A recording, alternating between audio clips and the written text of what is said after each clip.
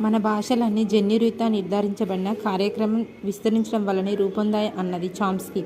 చలనాత్మక రంగంలో అభివృద్ధి కనిపించే దశ బాల్య దశ.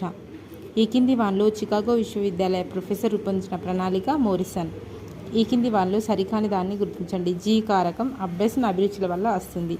వాస్తవిక సూత్రం ప్రిన్సిపుల్ ఆఫ్ రియాలిటీ ఆధారంగా పనిచేసేది ఈగో.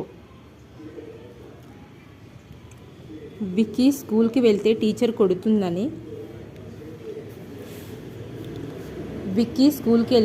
కొడుతుందని భయం. ఇంట్లో ఉంటే అమ్మ తిడుతుందని భయం.